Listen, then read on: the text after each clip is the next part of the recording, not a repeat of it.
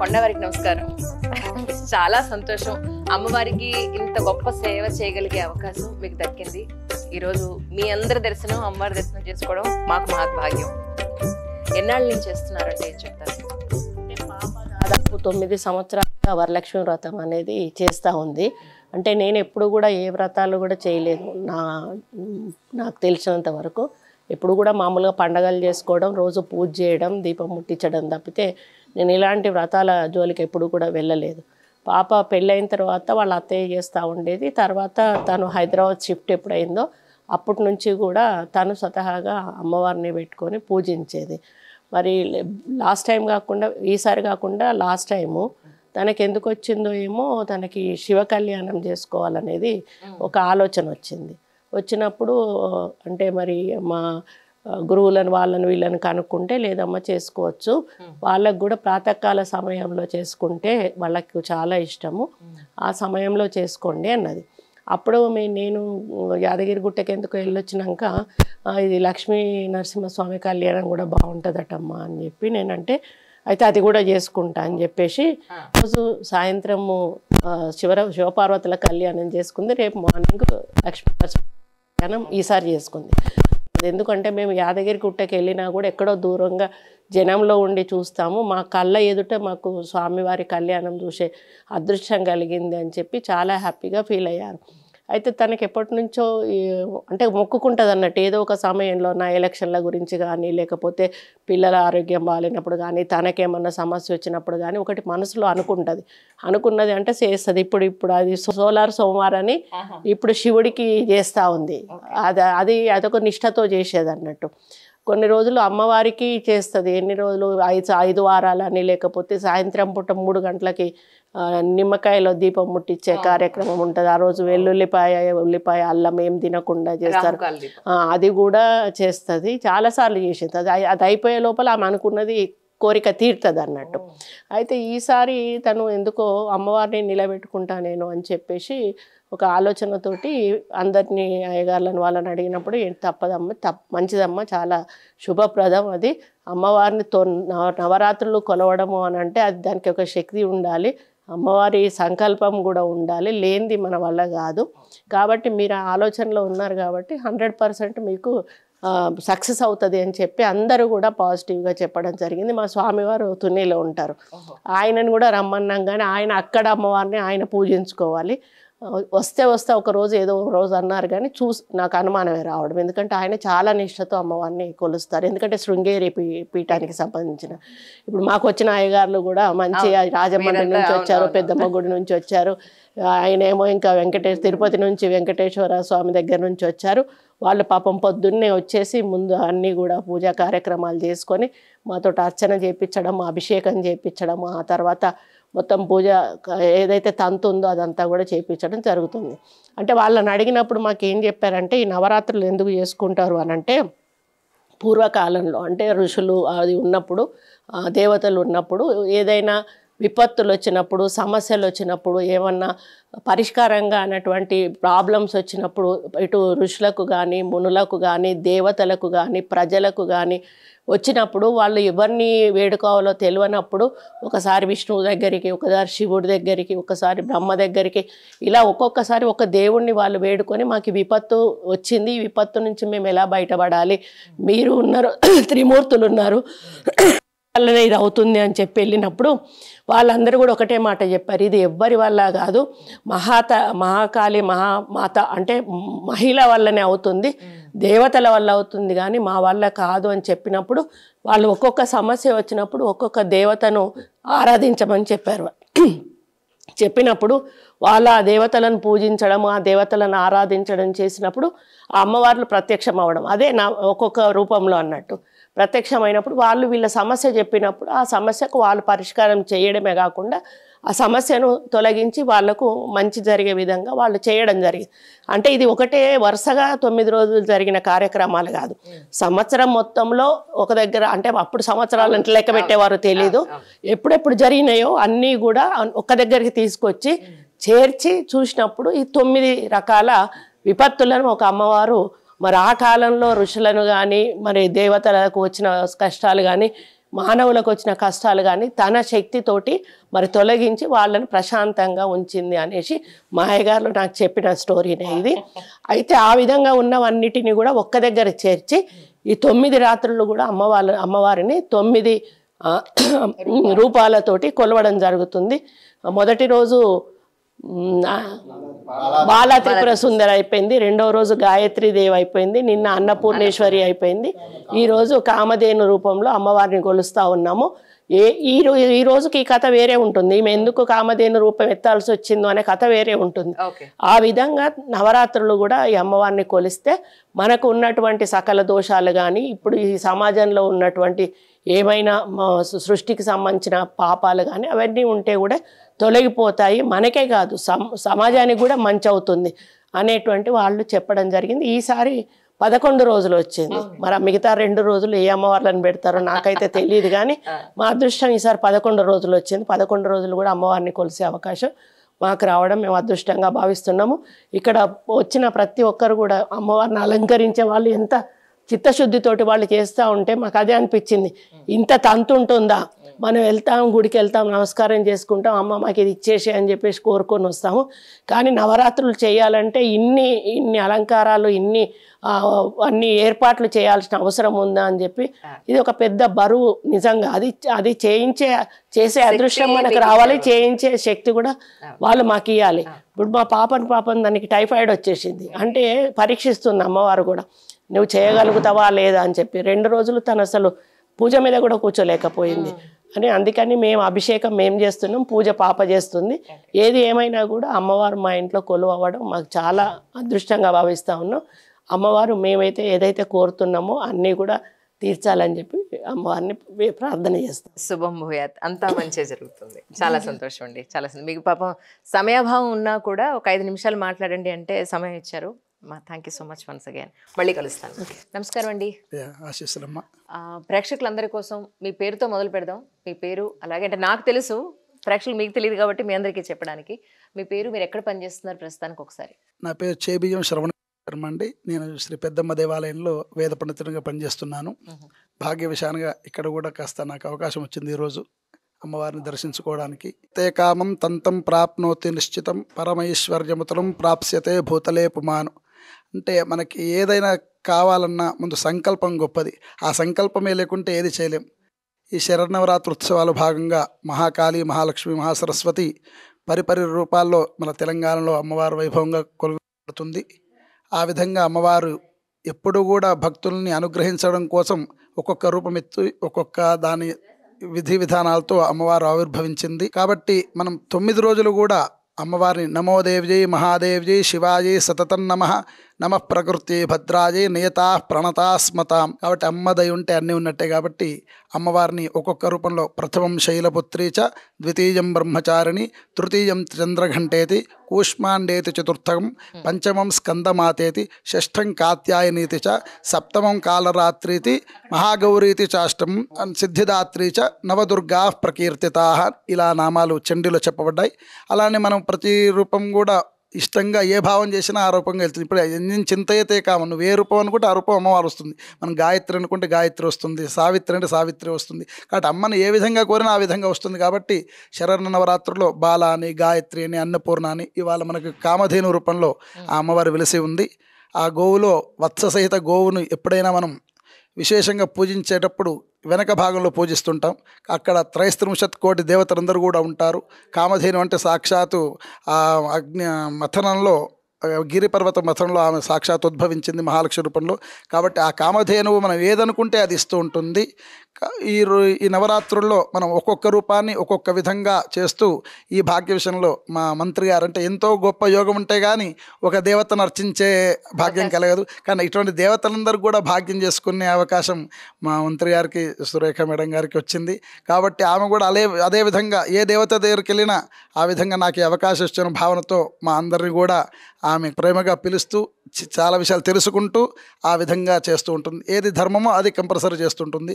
ఈ నవరాత్రుల్లో త్రికాలాల పూజ జరుగుతూ ఉంటుంది. ఇక్కడ మొదట రాగానే అమ్మవారికి ఆ కలశం మీద దుర్గాలను ఆవాహన చేస్తూ చండీ పారాయణ చేస్తూ అలానే అక్కడున్న చతుషష్ఠి ఉపచార పూజలు చేస్తూ ఆ తర్వాత అమ్మవారి విగ్రహానికి అభిషేకం శ్రీ సూక్త విధానంగా చేస్తూ ఏ రోజుకు ఆ రోజు దేవతను అర్చన చేస్తూ అక్కడ హారతులు మంత్రపుష్పాలయ్యాక మళ్ళీ ఇక్కడ సుష్మిత మేడం గారితో ఆమె విశేషంగా మహిషాసురమర్దిని ప్రతి శ్లోకం ప్రతి మంత్రం కూడా ఆవాహన చేసుకుంటూ అర్చన చేస్తూ ఉంటుంది. అది చాలా ఎంతో భాగ్యం, ఎంతో యోగం ఉంటే కానీ అలాంటి కార్యక్రమాలు చేయలేం. ఒక ఇంట్లో ఒక రోజు పూజ చేయడమే చాలా విశేషం. కాబట్టి ఆ కలశస్థాపన చేసి 9 రోజులు 9 దేవతలను అర్చన అంటే అది చాలా విశేషమైన ఆ యొక్క అనుగ్రహం, దేవతా అనుగ్రహం ఉంటే కానీ అటువంటి సంకల్పాలు నెరవేరవు. సంకల్పాలు అందరూ చేస్తారు కానీ సంకల్పాలు సిద్ధించడం గొప్ప విషయం. కాబట్టి వారికి ఆ అనుగ్రహం అటువంటి దేవతలందరూ కూడా ఇచ్చారు. కాబట్టి యావత్ 20 దేవతాస్తా సర్వ వేద విధి బ్రాహ్మణే వసంతి, అటువంటి వేదవేత్తలని బ్రాహ్మణుల చేత ప్రతిరోజు ఇక్కడ కొలవబడుతుంది. దాంట్లో మనం కూడా భాగస్వామైనందుకు చాలా సంతోషంగా ఉండి ఆ అర్చనలో మేము భాగమయ్యాం. శుభం భూయాత్. నా పేరు ప్రాతూరి సాయి కృష్ణ శర్మ అండి. నేను కంచిపీఠం వేద పాఠశాలలో అధ్యయనం చేసి ఉన్నాను. దశమహావిద్యాయాగంలో అక్కడ కలిశాము. ఎంతో విశేషమైనటువంటి సద్గురువులు, అలాగే అస్మద్ గురువరేణ్యులు శ్రీ శుభగానందనాథుల వారు, అలాగే కంచికామకోటి పీఠ శ్రీ జగద్గురు శ్రీ శ్రీ శ్రీ చంద్రశేఖరేంద్ర సరస్వతి మహాస్వామి వారి, అలాగే కామాక్షి అమ్మవారి యొక్క అనుగ్రహంతో శరత్కాలే మహాపూజా క్రియతే యా చ వార్షికీ తస్యాం మమైతన్మాహాత్మ్యం శ్రుత్వా భక్తి సమన్వితః. చండీ సప్తశతి అనేటటువంటి మాలా మంత్రరాజం అంటే ఉన్నటువంటి మంత్రాలన్నిటిలోకెల్లా మంత్రరాజము అని దానికి పేరు. అందులో సాక్షాత్తు అమ్మవారే చెప్పినటువంటి మాటలు ఇవన్నీ కూడా ఏమిటయ్యా అంటే శరత్కాలము, ఈ శరదృతువు, ఈ కాలంలో ఎప్పుడైతే ఎవరైతే నన్ను ఆరాధన చేస్తారో, అర్చిస్తారో, పూజిస్తారో వారిని నేను వెన్నంటే ఉండి రక్షిస్తానని సాక్షాత్తు అమ్మవారే పలికినటువంటి మాటలు. ఈ శరత్కాలంలో ఎవరైతే అమ్మవారిని చండీ స్వరూపకంగా, నవదుర్గాత్మకంగా, మహాకాళి, మహాలక్ష్మి, మహాసరస్వతి, త్రిశక్తి స్వరూపిణిగా అమ్మవారిని మనం వివిధ రూపాలుగా అమ్మవారిని మనం ఆరాధిస్తూ ఉంటాం. ఆరాధన చేయటం వల్ల బాలగ్రహాభిభూతానాం బాలానాం శాంతికారకం సంఘాత భేదే చరుణాం మైత్రీకరణముత్తమం. ఉన్నటువంటి బాధలన్నీ కూడా తొలగి, భూతప్రేత పిశాచ బాధలు, అలాగే మనకున్నటువంటి రోగ బాధలు ఇవన్నీ కూడా తొలగి, ధన సంబంధితమైనటువంటి బాధలు ఏవైతే మనకి కామములు ఉన్నాయో వాటన్నిటినీ కూడా అమ్మవారు ఎందుకని మనం చెప్తూ ఉంటామంటే ధర్మార్థ కామ్య మోక్ష ప్రదాయని, అలాగే ఋగ్వేద యజుర్వేద సామవేద అధర్మణ రూపిణి, ధర్మార్థ కామ్య మోక్ష ప్రదాయని, ఇచ్ఛాశక్తి, జ్ఞానశక్తి, క్రియాశక్తి అమ్మవారుగా. అలా ఆ శ్రీచక్ర అధిష్టాన దేవత అయినటువంటి అమ్మవారు పైన బిందువు మనం లలితలో చెప్పుకుంటూ ఉంటాం అమ్మవారిని. బిందు తర్పణ సంతుష్ట పూర్వజ త్రిపురాంబిక. గణపతి తర్పణ ప్రియుడు, ఈశ్వరుడు అభిషేక ప్రియుడు, అలాగే విష్ణుమూర్తి అలంకార ప్రియుడు, సూర్యనారాయణమూర్తి నమస్కార ప్రియుడు, అలాగే అమ్మవారు సువాసిన్యర్చన ప్రీత శోభన శుద్ధమానస. అమ్మవారిని అర్చన చేయటం, అమ్మవారికి చాలా అంతసేపు మనం అర్చన చేస్తామో ఆవిడికి అర్చన ప్రీతి, కుంకుమార్చనలు, అలాగే అమ్మవారిని అర్చన చేయటం. అమ్మవారి స్వరూపకంగా సువాసుల్ని, బాలల్ని అంటే చిన్నపిల్లల్ని తీసుకొని వచ్చి బాలా త్రిపుర సుందరిగా, అలాగే కన్యారూపకంగా రాజశ్యామల రూపకంగా కన్యలన్నీ, అలాగే సువాసుల్ని అమ్మవారి ప్రీతిగా లలితా త్రిపుర సుందరి స్వరూపకంగా మనం పూజ చేస్తూ ఉంటాం ఈ 10 రోజులు కూడా. భాగ్యం వలన ఈ సంవత్సరం 11 రోజులు రావటం ఎంతో విశేషమైనటువంటిది. అమ్మవారు మనకి ఇచ్చినటువంటి ఇది ఎంతో విశేషమైనటువంటి పుణ్యకాలం. ఈ కాలంలో అమ్మవారికి చేసుకునేటటువంటి పారాయణలు, అర్చనలు, పూజలు, అభిషేకములు ఇవన్నీ కూడా మనము సచ్చిదానంద రూపిణి అమ్మవారు, సత్ చిత్ ఆనంద రూపిణి, అలాగే స్థూల సూక్ష్మ కారణ రూపం అమ్మవారు.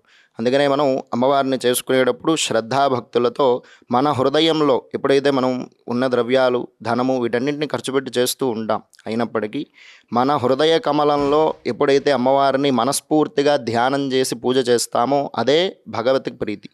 ఇలా ఇక్కడ మనం మేడం గారు, మినిస్టర్ గారింట్లో, సురేఖ గారింట్లో, అలాగే వాళ్ళ అమ్మాయి గారు సుస్మిత గారు, ఈ 11 రోజుల పాటు కూడా అమ్మవారిని మనం ఇక్కడ సర్వతో భద్రమండలం పైన నవదుర్గాత్మకంగా అష్టమాతృకలు అష్టభైరవులు సపరివార సమేతకంగా మహాకాళి మహాలక్ష్మి మహాసరస్వతి స్వరూపకంగా అమ్మవారిని మనం ప్రతిరోజు ప్రాతకాలం నుంచి విశేషమైనటువంటి పూజలు ధ్యాన ఆవాహనాది షోడశ ఉపచార పూజలు అలాగే భక్ష్య భోజ్య చోష్యలేఖ్య నైవేద్యములు వీటన్నిటిని కూడా మనం అమ్మవారికి సమర్పించి ప్రాతకాలంలో ఏ రూపమైతే ఆ రోజు ఉంటుందో ఆ రూపంగా అమ్మవారిని మనం నవదుర్గాత్మకంగా అర్చన చేస్తూ అష్టోత్తర శతనామ పూజలు చేస్తూ కలశంలో ఉన్నటువంటి ప్రధానంగా చండీ పరదేవతని ఆ బిందువు మీద ఉన్నటువంటి అమ్మవారిని మనం పూజిస్తూ ఉన్నాం. విశేషమైనటువంటి అభిషేకాలు అర్చనలు చండీ పారాయణలు విశేష నైవేద్యాలు ఇలా చేసుకుంటూ ఉన్నాం. అమ్మవారి యొక్క అనుగ్రహం పొందాలి అంటే సాక్షాత్తు తల్లిదండ్రుల యొక్క అనుగ్రహం గురువుల యొక్క అనుగ్రహం ఇవన్నీ పరిపూర్ణంగా ఉంటే తప్ప మనం అమ్మవారిని ఆరాధన చేసేటటువంటి భాగ్యం మనకి కలగదు. కాబట్టి 11 రోజులు వచ్చిన అంటే తిథిద్వయములు మనకు ఉన్నటువంటి సౌరమానము చాంద్రమానము ఇలా కాలమానం అనేటువంటిది ఉంటుంది. ఈరోజు నిన్న చవితి పూర్తిగా ఉంది. ఈ రోజు చవితి పొద్దున సూర్యోదయానికి ఉన్నది. అంటే మనకు సూర్యోదయానికి ఏదైతే ఉంటుందో దాన్ని మనం సంకల్పం చెప్పుకుంటాం. తిథిద్వయాలు రావటం తిథి ఆ రోజు ఎక్కువ రోజు ఉండటం అయినప్పటికీ కూడా మనకి నవరాత్రులు ఎప్పుడూ కూడా చిత్తా నక్షత్రం ఆరభ్య శ్రవణ నక్షత్ర పర్యంతం అని మనం చేసుకుంటూ ఉంటాం. అంటే చిత్తా నక్షత్రంలో అమ్మవారి యొక్క ఉద్భవిస్తుంది. పొద్దున్నే బ్రాహ్మీ కాలంలో శరత్కాలంలో అమ్మవారు ఉద్భవిస్తుంది అన్నమాట.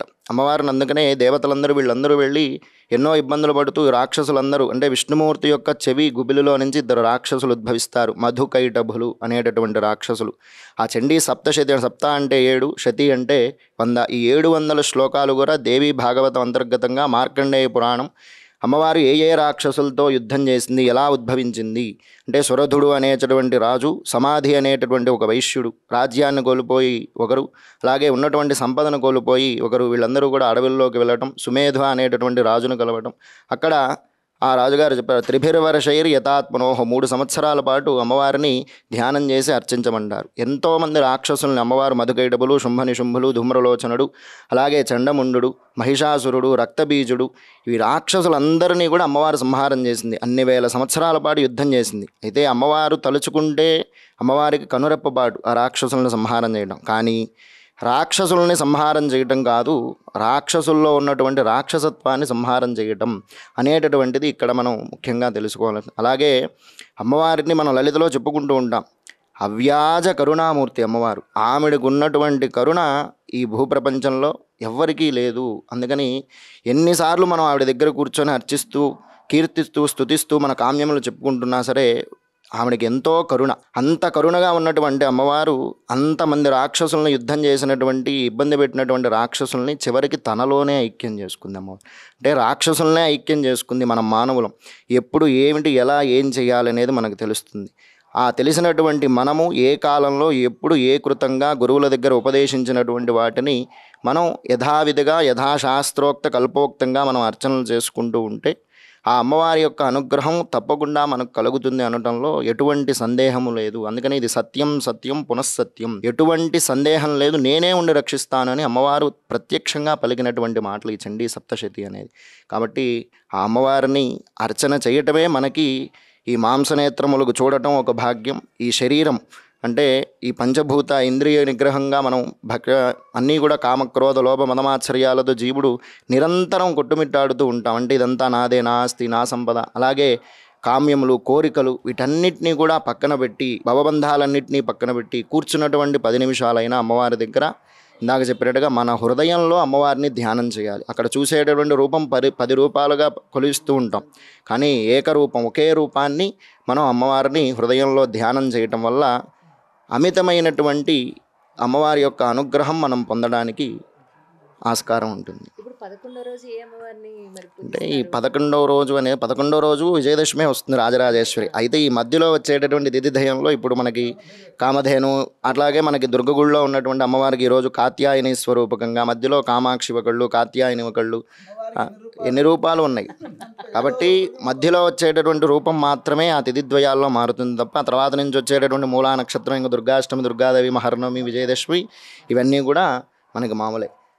కాబట్టి ఈ ఏకాదశ దిన పర్యంతం అమ్మవారికి చేసుకోవడం ఎంతో మహద్భాగ్యం. కాబట్టి ఆ కామాక్షి అమ్మవారి యొక్క అనుగ్రహం, లలితా త్రిపుర సుందరి అనుగ్రహం మన మీద ఇక్కడ చేసేటటువంటి దాంట్లో కూడా మన సంకల్పం అదే చెప్పుకుంటున్నాం. మినిస్టర్ గారు మనం ఇక్కడ మేడం గారు చేస్తున్నారు అంటే మనం ఒక్కళ్ళమే కాదు, ఉన్నటువంటి లోకమంతా కూడా. అందుకనే మాతృదేవో భవ, పితృదేవో భవ, ఆచార్య దేవో భవ, అతిథి దేవో భవ అని వారు ఒక్కళ్ళే చేసుకోకుండా వచ్చిన వారందరి చేత కూడా ఇక్కడ అర్చనలు పూజలు నేను ఒక్కడనే చేసుకుంటాననే భావన వాళ్ళకి లేదు. చక్కగా అందరి చేత ఇక్కడ వచ్చినట్టు వారు అందరి చేత వారందరికీ అమ్మవారి యొక్క అనుగ్రహం కలగాలని, అలాగే సుఖీభవ ఉండాలి. అలానే మనం ధర్మస్య జయోస్తు, సనాతన ధర్మంలో ఉన్నాం మనమందరం. ఈ సనాతన ధర్మానికి రోజు రోజుకి కూడా మనం ప్రపంచంలో ఎన్నో చూస్తూ ఉన్నాం. ఈ సనాతన ధర్మం మీద ప్రతి ఒక్కళ్ళు ఏదో ఒక విధంగా మనల్ని ఈ సనాతన ధర్మాన్ని దూషిస్తూ ఉంటారు. అలా కాకుండా ఎంతమంది ఎన్ని చేసినప్పటికీ కూడా మేము చేసేటటువంటి ధర్మక్రతువులు ఆగవు అనేటటువంటి ఉద్దేశంలో మనము ధర్మస్య జయోస్తు, అధర్మస్య నాశోస్తు, ప్రాణిషు సద్భావనాస్తు, విశ్వస్య కళ్యాణమస్తు, సనాతన ధర్మ పరిరక్షణమస్తు, సంస్కృత భాష అభివృద్ధిరస్తు, లోకా సమస్తా సుఖినో భవంతు అనేటటువంటి నినాదంలో మనం ఈ కార్యక్రమాలన్నింటినీ కూడా చేస్తూ ఉన్నాము. కాబట్టి ఆ జగదంబ విశ్వపాలినైనటువంటి ఆ లలితా త్రిపుర సుందరి అనుగ్రహం ఉన్నటువంటి వారందరికీ కూడా సకల జనులకి కలిగి సకాలంలో వర్షాలు, అలాగే వ్యవసాయము, రైతులు ఎవరైతే ఉన్నారో వారందరికీ కూడా ఈ వ్యవసాయ రూపరూపంగా ఉన్నటువంటిది వారికి చేతికి ఉంది. ఎందుకంటే అమ్మవారి అనుగ్రహంతోనే అది సాధ్యమవుతుంది కాబట్టి. అలాగే ఉన్నటువంటి సకల జనులు ఏ ఏ కామ్యాలతో ఉంటారో వాళ్ళందరికీ అవి పరిపూర్ణంగా అమ్మవారి యొక్క అనుగ్రహం కలగాలని ఇక్కడి నుంచి అమ్మవారిని మనసారా మేమందరం కూడా వారు తుని కొడుకుల పవన్ కుమార్ శర్మ గారు తుని నుంచి వచ్చారు. వారు అక్కడి నుంచి ఎంతో వేదాధ్యయనం చేసి ఉన్నారు. అలాగే ఈ కార్యక్రమం అంతా కూడా గురుతుల్యులు శ్రీ సచ్చిదానంద సరస్వతి స్వామివారు తుని ఆశ్రమం వారి అనుగ్రహంతో వారి పర్యవేక్షణలో ఈ కార్యక్రమాలన్నీ కూడా ఇక్కడ జరుగుతూ ఉన్నాయి. కాబట్టి జగద్గురువుల యొక్క అనుగ్రహం కూడా ఈ కార్యక్రమం మీద మనకు ఉంది.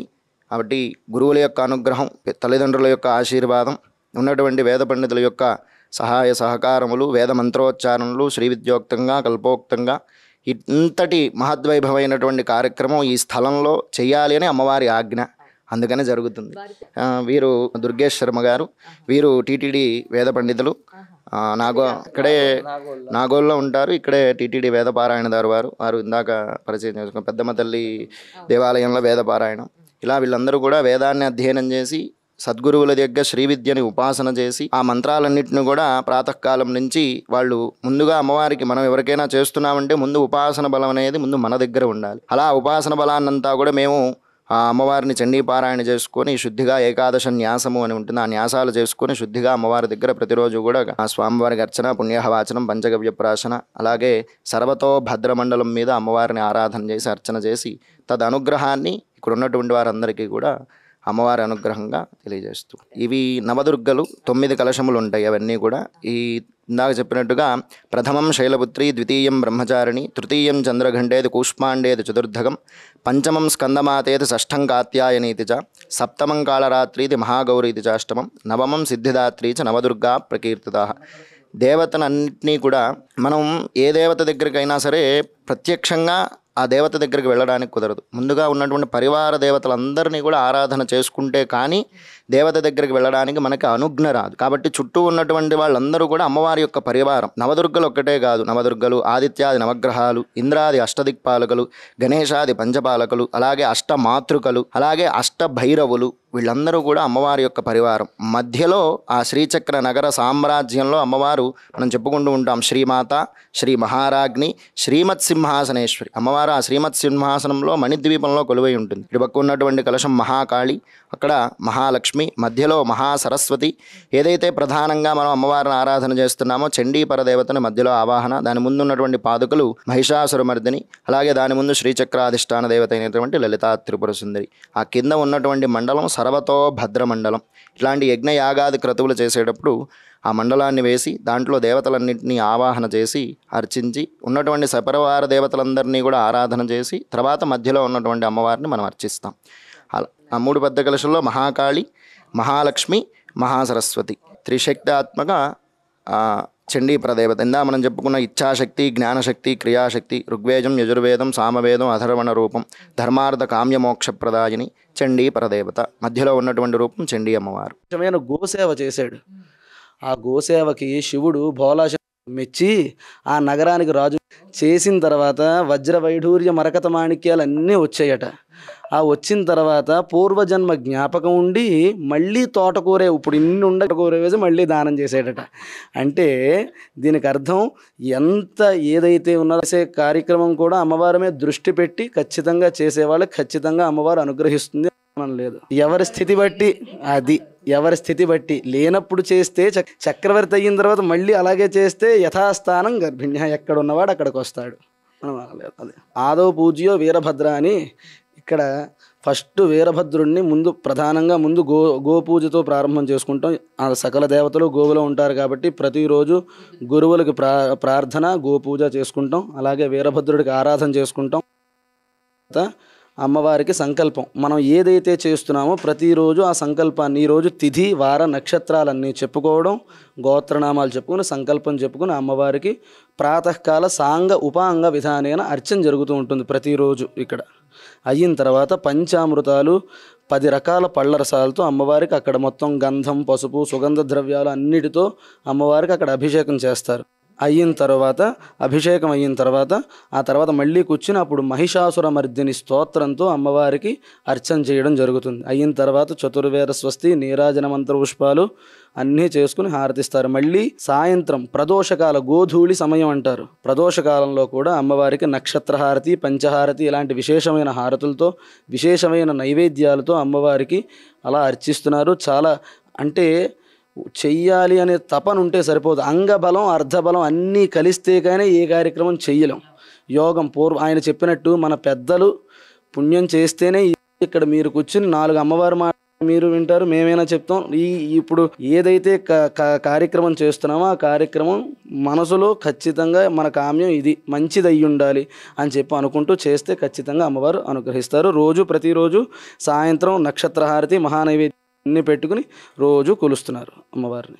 అన్నీ ఉన్నవాళ్ళు అన్ని రకాలు పెట్టి చేస్తే ఎంతైతే ఫలితం వస్తుందో, ఏమీ లేని వాళ్ళు ఇప్పుడు మీరు చెప్పిన పటము ఏదైతే ఉన్నదో పెసరపప్పు పానకం పెట్టి అమ్మ నా దగ్గర ఇదే శక్తి అని చెప్పి అమ్మవారికి నమస్కారం చేస్తే 1,000,000 యోజనాల ఫలితం వస్తుంది. అలా ఏమీ లేనివారు ఉన్న శక్తితో అమ్మను ఆరాధించడం అనేది ప్రధానం. ముందు కూర్చోవడం కదా అమ్మవారి దగ్గర, అది ప్రధానం.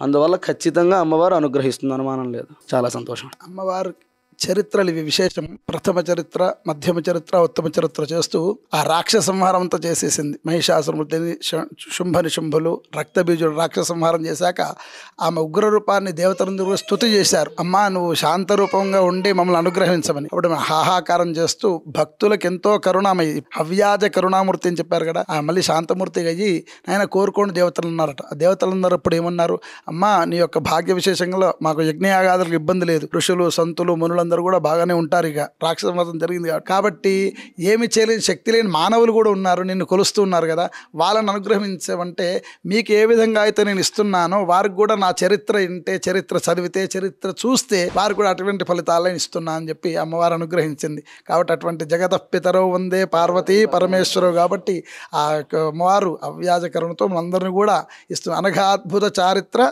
వాంఛితార్థ ప్రదాయిని. కాబట్టి మనస్సు పెట్టి అడిగితే చాలు, నువ్వు చేయనక్కర్లేదు.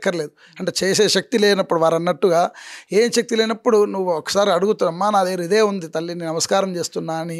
శ్రీమాత్రే నమః. సర్వమంగళ మాంగళ్యే శివే సర్వార్థ సాధికే శరణ్యే త్ర్యంబకే దేవి నారాయణ నమోస్తు అంటే నమోస్తుతే అన్నప్పుడు అవన్నీ కూడా చతుషష్ఠి ఉపచారాలు అయిపోయి అమ్మవారికి వెళ్ళిపోతాయి అవన్నీ కూడా. అంటే ఆ భావన మాత్ర సంతుష్టాయి నమః. కాబట్టి అటువంటి భావన చేస్తేనే ఆమె అనుగ్రహిస్తుంది. ఎందుకంటే గొప్పది పరమేశ్వరుడు కూడా ఈ జగత్తుకి ఈశ్వరుడు ఎలా అయ్యారు, ఈశ్వరుడు ఎలా జగత్పతి ఎలా అంటే ఆమె త్వత్పాని గ్రహణ పరిపాటి ఫలమిదం అంటే ఆమె చేతిని అందుకున్నాడు కాబట్టి పరమేశ్వరుడు జగత్పతి అయ్యాడు. కాబట్టి అటువంటి చేయిని మనకు అనుగ్రహిస్తే ఆ తల్లి అందరిని కూడా అనుగ్రహిస్తుంది. కాబట్టి ఆ మంత్రివర్యులు మంచి సంకల్పం చేసి వారి మొదటి సంకల్పమే ఈ రాష్ట్రం క్షేమంగా ఉండాలి, ఈ దేశం క్షేమంగా ఉండాలి, ఇక్కడ అందరు ప్రజలు కూడా మంచిగా ఉండాలి, ధనదాన వృద్ధి ఆరోగ్యం అన్నీ ఉండాలని చెప్తూ వారు సంకల్పం చేస్తూ ఆ సంకల్ప శుద్ధి చేయడానికి గురువులని సంతులను అడిగి ఏ విధంగా కార్యక్రమాలు చేయాలో తెలుసుకొని ఆ సుస్మిత గారు ప్రతిరోజు కూడా ఏ విధంగా చేయాలి, ఏ నైవేద్యం చేయాలి, ఏ చీర కట్టాలి, ఏ విధంగా చేయాలి. చిన్నపిల్లల్ని మొన్న చేసింది బాలలు, ప్రతి రూపంలో బాల త్రిపుర సుందరి చూస్తూ ప్రతి పిల్లకి పసుపు రాసి కుంకుమ పెట్టి నైవేద్యం పెట్టి అటువంటి బాల త్రిపుర సుందరి అన్ని విషయాలు తెలుసుకుంటూ ఏ రోజుకు ఆ రోజు ముందే అనుకుంటూ అవన్నీ ఉపచారాలు సిద్ధం చేస్తూ మేము అడిగితే తడు అన్నీ వచ్చి వస్తున్నాయి. అదే కాబట్టి అందరి క్షేమం కోసం వారు చేస్తున్న సంకల్పం సిద్ధించి వారితో పాటు మనల్ని కూడా ఆ జగదీశ్వరి రక్షించాలని చండీ పరదేవతకి శుభం భూయాత్. హర యా దేవి సర్వభూతేషు మాతృరూపేణ సంస్థిత నమస్తస్యై నమస్తస్యై నమస్తస్యై నమో నమః. యా దేవి సర్వభూతేషు శక్తిరూపేణ సంస్థిత నమస్తస్యై నమస్తస్యై నమస్తస్యై నమో నమః. యా దేవి సర్వభూతేషు బుద్ధిరూపేణ సంస్థిత నమస్తస్యై నమస్తస్యై నమస్తస్యై నమో నమః. శుభం భూయాత్ అండి. మీ వీక్షకులందరూ కూడా అమ్మవారి ఆశీస్సులను మేము కోరుకుంటున్నాం.